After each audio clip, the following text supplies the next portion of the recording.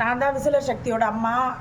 இந்த செடி எனக்கு பின்னாடி இருக்கிற பூச்செடி எல்லாமே விதையாக என் ஃப்ரெண்டு வீட்டிலேருந்து விதை வாங்கிட்டு வந்து விசிலர் சக்தி தான் முளைக்க வச்சாப்புல. நல்லா அவன் கைராசி வந்து எந்த செடி போட்டாலும் விதை போட்டாலும் ஃபுல் விதை எல்லாமே முளைச்சிரும். நான்லாம் போட்டேன்னா அந்த அளவுக்கு பாதிக்கு பாதி தான் முளைக்கும். முளைச்சி இந்த அளவுக்கு செடி வந்து பூத்து இவ்வளோ ஹைட்டாக வந்துருச்சு செடி.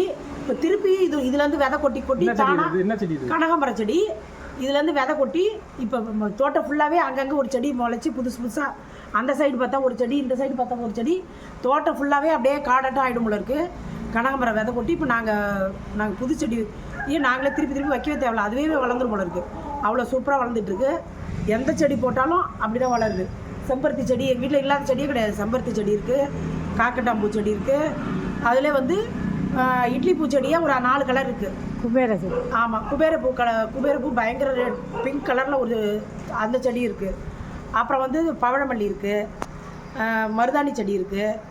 மருதாணி பூவெலாம் அப்படியே வாசனை அப்படியே கமகமன்னு இருக்கும். நல்லா தூக்கம் வரும். அந்த தூக்கம் வராதவங்களுக்கு தலையணடியில் வச்சுட்டு தூங்கினா நல்லா வாசனை. ஃபங்க்ஷனுக்கு எங்கள் அம்மா இந்த பூச்செடி தான் வச்சுட்டு போவாங்க.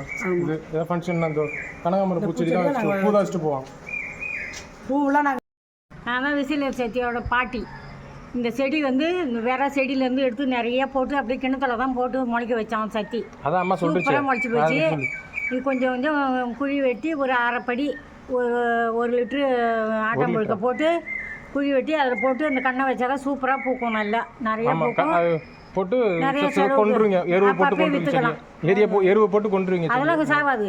நிறைய தண்ணி விடணும். தண்ணி ஊற்றிக்கிட்டே இருந்தால் அடிக்கிற வெயிலுக்கு எருவு போட்டு வச்சோம் செடி காஞ்சிலாம் போயிடும். ஐயோ ஏன்டா அப்படி சொல்கிறேன். செடி புழுக்க ஆட்டம் புழுக்க வச்சா தான் நோயே வராது. மருந்து அடிக்க தேவையில்லை. அது பாட்டு நிறைய பூக்கும். கட்டி நிறைய விற்கலாம்.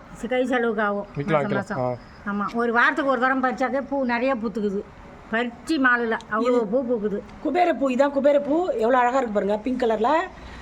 இது எங்கள் அம்மா கூட தலையில் கூட வச்சுருக்காங்க. திரும்பமா தலையில் கூட வச்சுருக்காங்க பாருங்க. இது பிங்க் கலரு. Pink colour. ஆமாம், அது டார்க். ஒரே செடியில் தான் ஃபர்ஸ்ட் நாள் பூக்குது. ஆமாம், ஒரே செடியில் தான். ஒரு நாள் ஃபர்ஸ்ட் நாள் பூக்கிற செடி கொஞ்சம் ரொம்ப டார்க் ஆகிடும். மறுநாள் பூக்குறது கொஞ்சம் கம்மியாக டார்க்காக இருக்கும். இங்கே பாருங்கள், நாங்கள் மட்டும் 3 பேர் வீடியோ எடுக்கிறோன்ட்டு இந்த ஃபீனிக்ஸ் வந்து உட்காந்துட்டான். இங்கே பாருங்கள், ஃபீனிக்ஸ் நீ வீடியோவில் வரணும். இங்கே வந்து உட்காந்துக்கிட்டே போய் அங்கே போய்